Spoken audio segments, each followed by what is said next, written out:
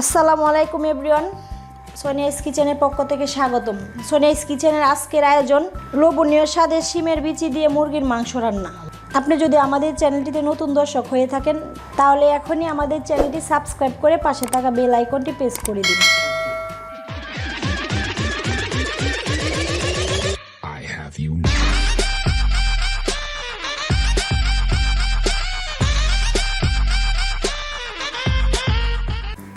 লোভনীয় স্বাদের সিমের বিচি দিয়ে মুরগির মাংস রান্না করার জন্য এখানে আমরা নিয়ে নিয়েছি 1 কেজি থেকে কিছুটা বেশি পরিমাণ মুরগির মাংস।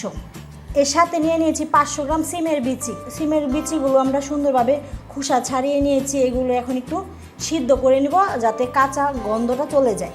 প্রতিটা সবজির একটা কাঁচা গন্ধ আছে, এই জন্য আমরা এটা সিদ্ধ করে নিব। নিয়ে নিয়েছি কিছুটা মশলা। এখানে নিয়ে নিয়েছি 1 চামচ জিরা, কিছুটা জৈতিক, কিছুটা জয়ফল, একটা স্টার মশলা, 4-5টা এলাচ, 5টা লং, কিছুটা শাহি জিরা আর একটা কালো এলাচ আর দারচিনি। এবার এই মশলাগুলো আমরা একটু ভেজে নেব। চলে এসেছে চুলায়। এবার এই মশলাগুলো আমি হালকা একটু ভেজে নেব। মশলাটা ভাজা হয়ে গেছে, খুব সুন্দর একটা ফ্লেভার বের হয়েছে। এবার চুলাটাকে অফ করে দেব। একটা পাত্রে কিছুটা পানি বসিয়ে দিয়েছিলাম আর পানিটা ফুটে গেছে। এবার আমরা এটাতে সিমের বিচিগুলো দিয়ে দিব কিছুটা সিদ্ধ করার জন্য।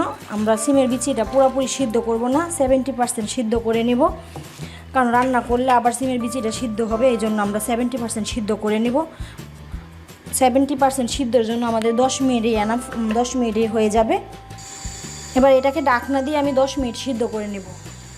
হয়ে গেল 10 মিনিট আর এর সাথে 70% সিদ্ধ করে নিয়েছি। এবার আমরা সিমের বিচিগুলো থেকে পানিটা ঝরিয়ে নেব। চলে আসলাম মূল রান্নায়। চুলাতে একটি প্যান বসিয়ে দিয়েছি। এবার আমি দিয়ে দিব পরিমাণ মতো তেল। আমি 1/2 কাপ পরিমাণ তেল দিয়ে দিচ্ছি। তৈলাক্ত থাকে মুরগিটা, তাহলে আপনার তেল এত বেশিটা দিতে হবে না। এর সাথে দিয়ে দিব আমি 1.5 কাপ পরিমাণ পেঁয়াজ বাটা, 1 কাপ পরিমাণ রসুন বাটা, 1 টেবিল চামচ আদার বাটা। এবার আমি এই মশলাটা একটু ভালোভাবে কষিয়ে নিব।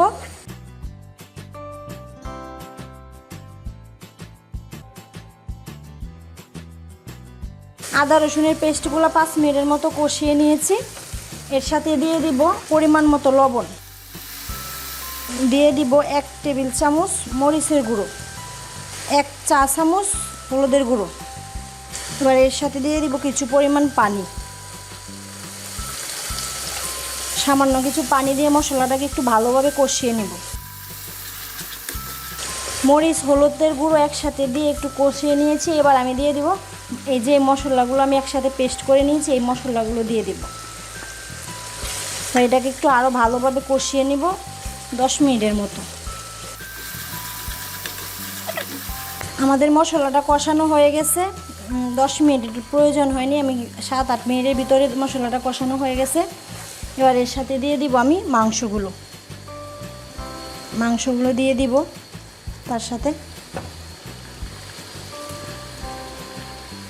সাথে দিয়ে দিব 2টা তেজপাতাগুলো আমি টুকরো করে দিয়ে দিব। মাংসগুলো একটু ভালোভাবে মিশিয়ে দিতে হবে মশলার সাথে। যেহেতু এটা ব্রয়লারের মুরগি, এটা থেকে এমনিতে কিছুটা পানি উঠবে আর এটাকে আমি 5 মিনিট এরকমভাবে কষিয়ে নেব। এবার আমি ঢাকনা দিয়ে দেব। হয়ে গেল 5 মিনিট আর এর ভিতরে আমি একবার অবশ্য নাড়িয়ে দিয়েছি, আপনারা নাড়িয়ে দিবেন। এবার এর সাথে দিয়ে দিব আমি সিমের বিচিগুলো দিয়ে দিয়েছি। এবার এগুলোকে আমি ভালোভাবে নাড়িয়ে মিশিয়ে নেব। ভালোভাবে নাড়তে হবে যাতে মশলার সাথে সিমের বিচিগুলো মিশে যায়। এবার এইভাবে আমি আরও 5 মিনিটের মতো রান্না করে নেব। 5 মিনিটের ভিতরে আরও 1-2 বার নাড়িয়ে দিয়েছি অবশ্য, তা না হলে বিচিগুলো লেগে যাবে নিচ দিয়ে। এবার আমি দিয়ে দিব পানি। এটাতে পরিমাণ মতো পানি দিয়ে দিব। আমি এখানে 2.5 কাপ পরিমাণ পানি দিয়ে দিয়েছি। চুলাটাকে মিডিয়াম হিটে দিয়ে আরও 15 মিনিট এটা রান্না করে নিব। 15 মিনিট হয়ে গেছে। এর সাথে আমাদের মাংসটাও অনেকটা হয়ে গেছে।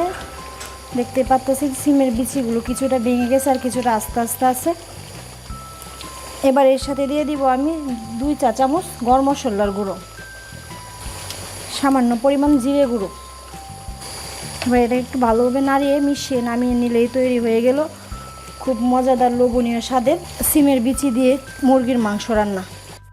আমার রেসিপিটি আপনাদের কেমন লেগেছে তা অবশ্যই কমেন্টস বক্সে কমেন্টস করে জানাতে ভুলবেন না। এতক্ষণ আমাদের সাথে থাকার জন্য ধন্যবাদ। আজকের রেসিপিটি এই পর্যন্তই। আবারও দেখা হবে নতুন কোনো রেসিপি নিয়ে নতুন কোনো সময়। আল্লাহ হাফেজ।